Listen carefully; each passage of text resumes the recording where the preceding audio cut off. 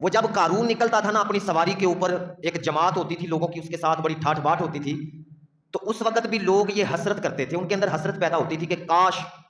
اتنا مال و دولت ہمارے پاس بھی ہوتا، ہمیں بھی اتنی ٹھاٹھ باٹ ملتی۔ یاد رکھ لیں کہ اللہ نے جتنا مال دیا ہے نا، بس اس کا شکر ادا کریں۔ بڑے خواب نہ دیکھیں، کسی کو عالی شان کوٹھی کے اندر، عالی شان گاڑیوں کے اندر، عالی شان ٹھاٹھ باٹ کے اندر دیکھ کے تمنا نہ کریں،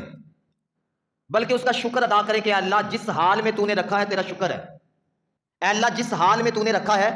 تیرا شکر ہے۔ اب آپ کو کیا پتا جی اس کی حالت کیا ہے؟ جس کو اللہ نے اتنا مال و دولت دیا ہے، آپ کو کیا خبر کہ اس کی کیا حالت ہونی ہے آگے جا کے؟ اور جس کو نہیں دیا اس کو اللہ نے کیسے رکھنا ہے، ہمیں کیا خبر؟ حضرت موسیٰ علیہ السلام کے زمانے کے اندر ہی نا، ایک بندے کے پاس بڑا عالی شان بنگلہ تھا، بڑے اس کے نوکر تھے اس کے بھی، اور اس کی بھی ٹھاٹھ باٹھ بڑی تھی۔ ایک دن ایک شخص آیا موسیٰ علیہ السلام کے پاس،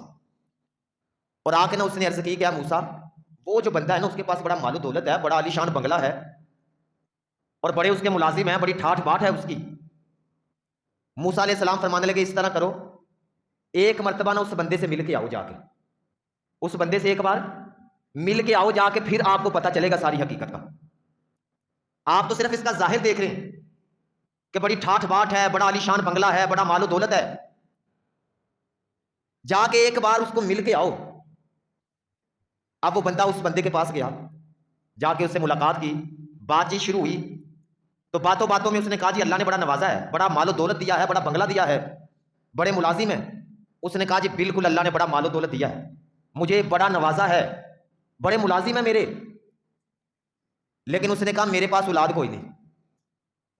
میرے پاس اولاد۔ اس نے کہا یہ جو نوجوان دیکھ رہے ہو نا، یہ میں نے لوگوں سے لے کے پالے، اور آج میں انہی کی وجہ سے تکلیف کے اندر مبتلا ہوں۔ اس نے کہا یہ میرے محل کی طرف نہ دیکھو کہ میں بڑا سکھی ہوں،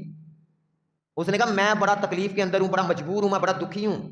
یہ تو تم صرف ٹھاٹھ باٹھ دیکھ رہے ہو نا۔ وہ بندہ پھر آیا واپس موسیٰ علیہ السلام کے پاس، اور آ کے کہنے لگا کہ اللہ نے مجھے جس حال میں بھی رکھا ہے نا صحیح رکھا۔